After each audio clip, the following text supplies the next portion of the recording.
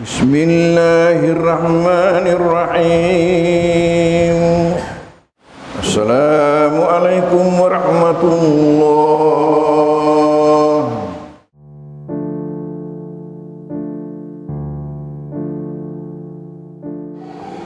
Rasulullah sallallahu alaihi wasallam ketika menyebarkan dakwanya, 1001 cara orang menantangnya. 1001 cara orang menantangnya, memberikan tekanan-tekanan, tindakan-tindakan kekerasan kepada beliau, tetapi satu pun tidak ada yang dibalas dengan keburukan. Mengapa beliau tidak bisa membalas dengan keburukan? Karena tidak ada dalam hatinya secuil pun keburukan, tidak ada di dalam hatinya. Yang ada dalam hatinya hanya kebaikan. Oleh karena itu, walaupun orang berbuat jahat kepadanya, ia juga tidak bisa berbuat jahat kepada orang lain, karena di dalam hatinya memang tidak ada secuil pun daripada kejahatan. Dan Allah di dalam Al-Quran mengatakan, "Iya'lamillahu fi qulubikum khairan yu'tikum khairan mimma ukhidha minkum." Apabila Allah mengetahui bahwa hatimu itu berisi dengan kebaikan, maka ia akan berikan kebaikan kepadamu lebih daripada yang engkau berikan. Sesudah hati kita ini kita isi dengan kebaikan, maka kita mulai melangkah dengan menjadikan diri kita sebagai sumber kebaikan di dalam hidup ini. Saya ulangi, jadikanlah diri kita sebagai sumber kebaikan di dalam hidup ini dan jangan kebalikannya. Pertimbangan apa? Allah di dalam Al-Quran mengatakan, "Man amila salihan fali nafsi wa man asa'a fa 'alaiha." Siapa yang melakukan kebaikan, tahulah bahwasanya itu adalah buat dirimu sendiri. Dan siapa melakukan keburukan, tahu pula lah bahwa itu pada hakikatnya adalah buat kamu sendiri. Jadi kita jadikanlah diri kita sebagai sumber kebaikan. Sesudah itu, maka langkah berikutnya, di mana ada kesempatan untuk berbuat baik, jangan sia-siakan. Saya ulangi, di mana ada kesempatan untuk berbuat baik, tolong jangan disia-siakan. Kenapa? Karena tidak selamanya kesempatan itu bisa berulang pada diri kita.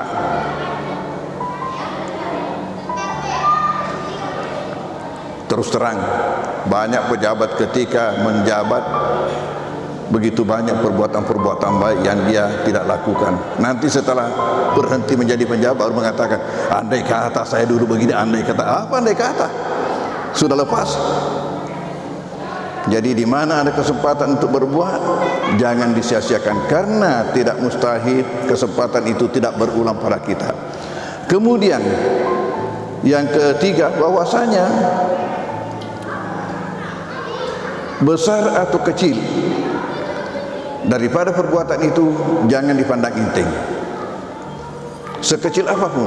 Karena berdasarkan hadis Rasulullah SAW, ada seorang masuk surga gara-gara seekor anjing, dan ada seorang masuk neraka gara-gara seekor kucing. Ini perbuatan kecil menurut anggapannya, tetapi ya Allah membalasnya. Bagaimana? Yang masuk surga gara-gara seekor anjing. Seorang berjalan di tengah-tengah padang pasir, lalu menemukan anjing yang lagi kehausan, kelaparan, dan andai kata tidak dibantu dengan persiapan yang dia bawa, bisa dipastikan secara akal manusia bahwa anjing itu pasti mati. Dengan belas kasihannya, kasih sayangnya kepada makhluk Allah ini, dia berikan bantuan berupa perbekalan yang dia bawa, menyebabkan anjing itu tidak jadi mati. Rupanya perbuatan kecil ini dianggap besar oleh Allah dan diganjar dengan surga. Sebaliknya, ada seseorang yang mengurung kucing, mengurung dan tidak diberi makan, tidak dilepaskan dan tidak diberi makan, yang mengakibatkan akhirnya kucing itu mati. Maka perbuatannya ini diganjar dengan neraka. Itulah kata Rasulullah. Maka perbuatan sekecil apapun jangan dipandang enteng, karena bisa saja kecil menurut anggapan kita, ternyata besar di sisi Allah Subhanahu wa taala. Assalamualaikum warahmatullahi wabarakatuh.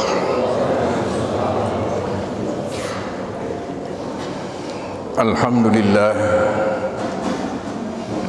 alhamdulillahilladzi an'ama alaina ni'matal imani wal islam,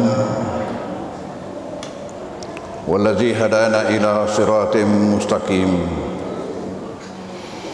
Ahmaduhu wa ashkuruh wa atubu ilaihi wa astaghfiruh. Wa na'udzu bihi min syururi anfusina wa min sayyiati a'malina. من يهده الله فلا مضل له ومن يضلل فلن تجد من دونه وليا مرشدا وأشهد أن لا إله إلا الله وحده لا شريك له وأشهد أن محمدا عبده ورسوله صلى الله عليه وسلم وعلى آله وأصحابه والتابعين لهم بإحسان إلى يوم الدين. أما بعد فيا عباد الله أوصيكم وإياي بتقوى الله فقد فاز المتقون. فقد قال الله سبحانه وتعالى في كتابه العزيز أعوذ بالله من الشيطان الرجيم من عمل صالحا من ذكر أو أنثى وهو مؤمن فلنحيينه حياة طيبة ولنجزينهم بأجر ما أحسن ما كانوا يعملون. صدق الله العظيم وبلغ رسوله الكريم ونحن على ذلك من الشاهدين والشاكرين والحمد لله رب العالمين. Hadirin kaum muslimin jamaah Jumat rahimakumullah, merupakan suatu kesepakatan di antara kita semua bahwa semuanya kita ini mendambakan untuk mendapatkan apa yang disebut dengan kebahagiaan di dalam hidup. Sebagai orang beriman, hal itu kita dambakan untuk kita peroleh baik dunia, lebih-lebih di akhirat kelak insyaallah. Dan untuk itu pula lah maka Allah menurunkan agama Islam ini penuh dengan petunjuk. Dalam kesempatan ini saya akan sampaikan kepada jamaah salah satu ayat di dalam Al-Quran yang memberikan petunjuk kepada kita untuk mencapai kebahagiaan dalam hidup dunia dan akhirat, yaitu firman Allah yang saya bacakan tadi di dalam mukaddimah khutbah. Man amila salihan min dzakarin aw unsa wa huwa mu'minun falanuhyiyannahu hayatan thayyibatan wa lanajziyannahum ajrahum bi ahsani ma kanu ya'malun. An-Nahl ayat 97. Man amila salihan min dzakarin aw unsa, barang siapa yang beramal saleh, melakukan pekerjaan-pekerjaan yang baik, min zakarin au unsa, apakah ia laki-laki ataukah ia perempuan, wa huwa mu'minun, sementara itu dia seorang beriman. Apa kata Allah? Falanuhyiyannahu hayatan thayyibatan, maka kami akan berikan kepadanya kehidupan yang baik di dalam hidup di dunia ini. Walanajziyannahum ajrahum, dan kami akan balas mereka terhadap amalan-amalan mereka dengan pahala bi ahsani ma kanu ya'malun, yang lebih baik daripada apa yang telah mereka lakukan ketika hidup di dunia. Di dalam ayat ini memberikan petunjuk kepada kita bahwa untuk memperoleh kebahagiaan dunia akhirat disyaratkan beramal saleh. Beramal saleh artinya melakukan perbuatan-perbuatan positif, perbuatan-perbuatan yang baik. Tidak ada perbedaan apakah laki-laki atau perempuan. Min dzakarin au unsa, apakah ia laki-laki ataukah perempuan. Tetapi amal saleh ini ada syaratnya. Wa huwa mu'minun, didasari atas iman. Amal saleh didasari atas iman, berarti berdasarkan petunjuk iman. Karena tanpa iman, setiap orang bisa saja memberikan alasan terhadap apa yang ia lakukan dengan mengatakan ini perbuatan baik. Perbuatan baik. Bisa saja seorang korupsi mengatakan ini perbuatan baik. Bisa saja seorang mencuri mengatakan perbuatan baik. Bisa saja seorang berzina mengatakan perbuatan baik. Kalau tidak berdasarkan petunjuk iman, maka perbuatan baik ini syaratnya harus berdasarkan petunjuk iman kepada Allah Subhanahu wa taala dan Rasulnya. Siapa yang melakukan itu, maka apa kata Tuhan? Fala nahyanan, pasti kami akan berikan kepada mereka itu kehidupan hayatan thayyibatan, dengan kehidupan yang baik di dalam hidup di dunia, sementara di akhirat wala najziyannahum, dan pasti kami akan balas mereka itu ajrahum dengan pahala mereka bi ahsani ma kanu ya'malun, yang lebih baik daripada apa yang telah mereka lakukan ketika hidup di dunia. Hadirin jamaah Jumat rahimakumullah, bagaimana kita berbuat saleh? Pertama-tama landasannya harus landasan iman. Kemudian yang kedua, isilah hati kita dengan kebaikan. Upayakanlah penuh hati kita dengan kebaikan. Karena apa? Rasulullah sallallahu alaihi wasallam mengatakan, ala inna fil jasadi mudghah, idza salahat salahal jasadu kullu wa idza fasadat fasadal jasadu kullu. Ketahuilah bahwasanya di dalam diri setiap orang ada segumpal daging. Apabila daging segumpal itu baik, maka baiklah manusianya.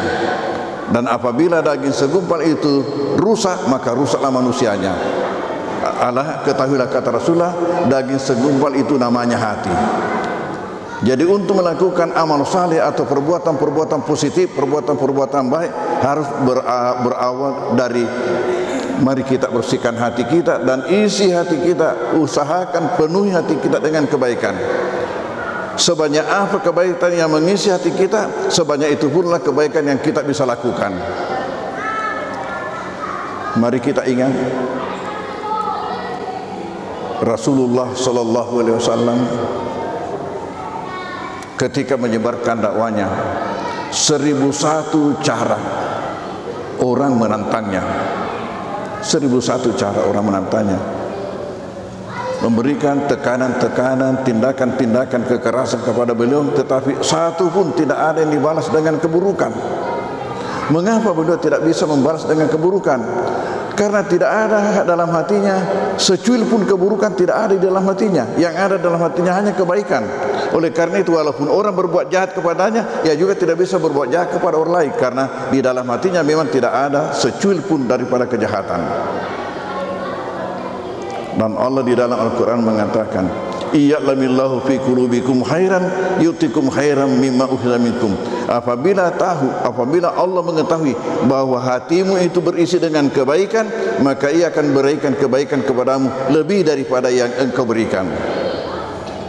Sesudah hati kita ini kita isi dengan kebaikan, maka kita mulai melangkah dengan menjadikan diri kita sebagai sumber kebaikan di dalam hidup ini.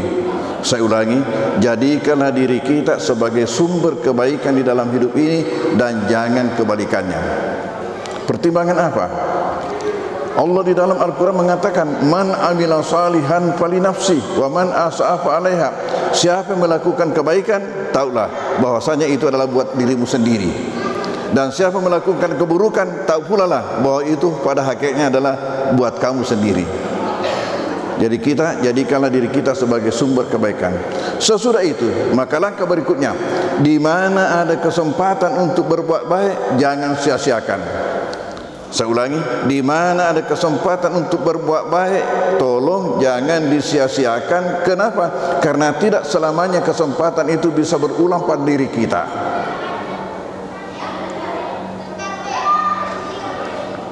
Terus terang, banyak pejabat ketika menjabat begitu banyak perbuatan-perbuatan baik yang dia tidak lakukan. Nanti setelah berhenti menjadi penjabat baru mengatakan, andai kata saya dulu begini, andai kata. Apa andai kata? Sudah lepas. Jadi di mana ada kesempatan untuk berbuat, jangan disia-siakan, karena tidak mustahil kesempatan itu tidak berulang pada kita. Kemudian yang ketiga, bahwasanya besar atau kecil daripada perbuatan itu jangan dipandang enteng, sekecil apapun. Karena berdasarkan hadis Rasulullah SAW, ada seorang masuk surga gara-gara seekor anjing, dan ada seorang masuk neraka gara-gara seekor kucing. Ini perbuatan kecil menurut anggapannya, tetapi ya Allah membalasnya. Bagaimana? Yang masuk surga gara-gara seekor anjing. Seorang berjalan di tengah-tengah padang pasir, lalu menemukan anjing yang lagi kehausan, kelaparan, dan andai kata tidak dibantu dengan persiapan yang dia bawa, bisa dipastikan secara akal manusia bahwa anjing itu pasti mati. Dengan belas kasihannya, kasih sayangnya kepada makhluk Allah ini, dia berikan bantuan berupa perbekalan yang dia bawa menyebabkan anjing itu tidak jadi mati. Rupanya perbuatan kecil ini dianggap besar oleh Allah dan diganjar dengan surga. Sebaliknya, ada seseorang yang mengurung kucing, mengurung dan tidak diberi makan, tidak dilepaskan dan tidak diberi makan, yang mengakibatkan akhirnya kucing itu mati, maka perbuatannya ini diganjar dengan neraka. Itulah kata Rasulullah. Maka perbuatan sekecil apapun jangan dipandang inti, karena bisa saja kecil menurut anggapan kita ternyata besar di sisi Allah Subhanahu wa taala. Kemudian langkah seterusnya ialah apabila melakukan suatu perbuatan, upayakan lakukan dengan sebaik-baiknya. Berikanlah yang terbaik yang kita miliki dalam pekerjaan apa saja, dalam tugas apa saja yang kita lakukan. Kenapa? Ingat bahwasanya Allah mencintai hamba-hambanya yang apabila melakukan sesuatu dia lakukan dengan sebaik-baiknya. Innallaha yuhibbul muhsinin. Ya, Rasulullah mengatakan kita ini mendapatkan perintah dalam segala hal kita berbuat, upayakan melakukan sebaik-baiknya. Jadi andai kata ada borongan suatu bangunan di mana di situ ya pekerja-pekerjanya atau yang memborongnya adalah seorang muslim, lalu orang bertanya, siapa yang kerja ini? Si A. Dia itu agamanya apa? Islam. Oh, jangan khawatir, pokoknya kalau dia kerja itu pasti bagus. Semestinya kita semua begitu. Kapan disebut bahwa ini yang mengerjakan Islam pasti bagus, itu jaminan. Ya, jaminan. Dan innallaha yuhibbu ahadakum idza amara amalan ayyutqinahu. Barang siapa melakukan pekerjaan dan dia lakukan dengan sebaik-baik, dia maksimalkan sesuai dengan kemampuan yang dia miliki, maka ketika itu dia mendaftarkan dirinya sebagai hamba-hamba kecintaan Allah Subhanahu wa taala. Kemudian berikutnya apa? Lakukanlah ini kepada siapa saja. Keluarga atau bukan, tetangga atau bukan, sekampung atau bukan, kenalan atau bukan, sebangsa atau bukan, sesuku atau bukan, seagama atau bukan. Ingat, Islam rahmatan lil alamin. Tunjukkan bahwa Islam itu adalah rahmat melalui perbuatan yang kita lakukan. Inilah kunci-kunci menurut surat An-Nahl 97, bagaimana sehingga kita mendapatkan janji Allah. Siapa di dalam hidupnya ini, laki-laki atau perempuan, beramal saleh, melakukan kebaikan-kebaikan yang didasarkan atas iman, pasti kami akan berikan kehidupan yang baik di dalam hidup di dunia, dan pasti akan ganjar mereka itu dengan kehidupan yang lebih baik lagi daripada apa yang mereka lakukan ketika hidup di dunia, yaitu surga. Semoga kita bisa melakukan ini semua. Amin. Barakallahu li wa lakum fil Qur'an azim wa nafa'ni wa iyyakum bima fihi ayati wa dzikril hakim wa taqabbal minni wa minkum tilawatahu innas samil alim. Aqulu qawli hadza wa astaghfirullahal azim li wa lakum wa lisa'il muslimina wal muslimat wal mu'minina wal mu'minat fa ya fawzal mustaghfirin wa ya najatat taibin.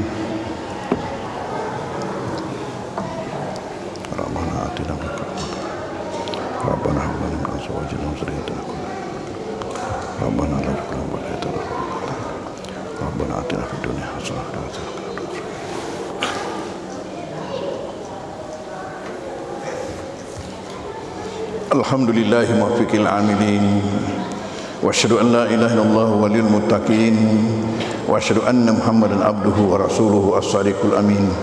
Allahumma shalli wa sallim ala Muhammadin wa ala alihi wa ashabihi wa tabi'in.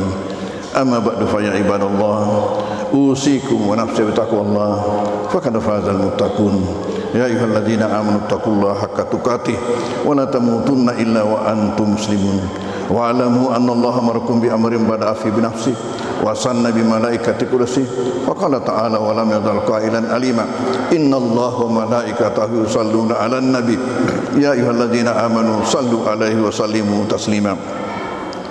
Allahumma shalli ala Muhammadin wa ala ali Muhammad kama shallaita ala Ibrahim wa ala ali Ibrahim wa barik ala Muhammadin wa ala ali Muhammad kama barakta ala Ibrahim wa ala ali Ibrahim fil alamin innaka Hamidum Majid. Allahumma wardan wa rasyidin الذين تقوا بالله وكانوا به يعدلون أبي بكر وعمر وعثمان وعلي وعن الستة المتم من العشرة الكرام وأنصار أصحاب نبيك أجمعين وعن التابعين وتابع التابعين ومن تبعهم بإحسان إلى يوم الدين. اللهم اغفر للمسلمين والمسلمات والمؤمنين والمؤمنات الأحياء منهم والأموات إنك سميع قريب مجيب الدعوات وقاضي الحاجات رب العالمين. اللهم انصر الإسلام والمسلمين وأهلك الكفرة المشركين ودمر أعداءك أعداء الدين وأعلي كلمتك إلى يوم الدين. اللهم ادفع عنا البلاء والوباء والربا والزنا والزلازل والمحن وسوء الفتن ما ظهر منها وما بطن عن بلدنا هذا خاصة وأنصر بلاد المسلمين عامة يا رب العالمين. ربنا لا تزغ قلوبنا بعد إذ هديتنا وهب لنا من لدنك رحمة إنك أنت الوهاب. ربنا آتنا في الدنيا حسنة وفي الآخرة حسنة وقنا عذاب النار.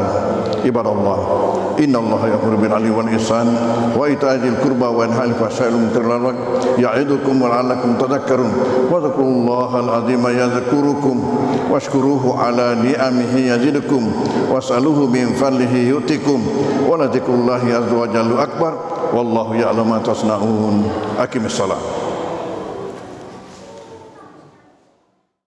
السلام عليكم ورحمة الله